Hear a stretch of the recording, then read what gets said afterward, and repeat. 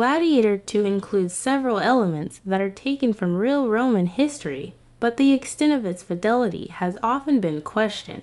The film is based around 16 years after the events of the first movie, with Gladiator 2's Lucius Verus taking center stage from Maximus Decimus Meridius. Played by Paul Mescal in Gladiator 2's ensemble cast, Lucius undergoes a similar journey to Maximus from the original movie, as the soldier becomes a gladiator who stands against the corruption of Rome's political landscape. As is the case with several of his allies and enemies, Lucius Verus is a gladiator character based on real life. As they are set against the backdrop of ancient Rome, Gladiator and Gladiator to have often been at the center of explorations into how accurately they depict this setting. While the exaggerated Hollywood aspects needed to make them compelling movies are prevalent, the historical accuracy of both Gladiator and Gladiator 2 also shines through in moments. That said, it is worth exploring which elements of Gladiator 2 are versed in real history and which are fictional. Two of the antagonists of Gladiator are the Emperors Geta and Caracalla.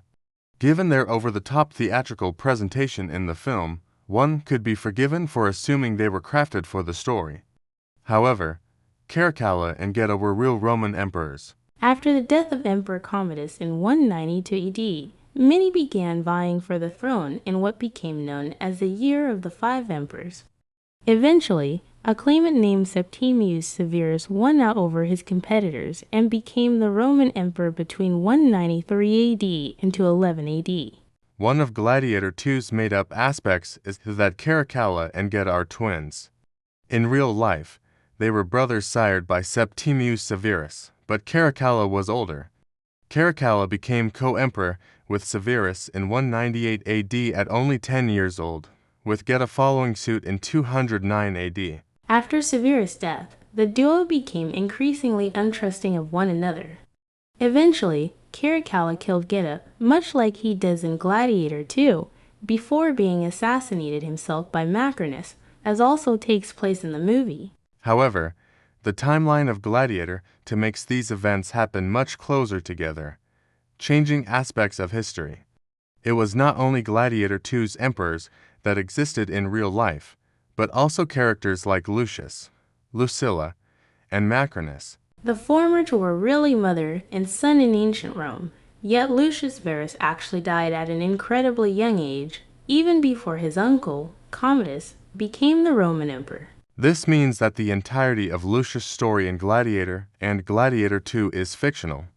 Similarly, Lucilla died before Commodus in real history, with the emperor's men finding and killing her after a failed assassination attempt, marking a very different story than the one depicted in Gladiator's climactic ending. As alluded to when exploring the lives of Caracalla and Geta, Macrinus also existed in Roman history.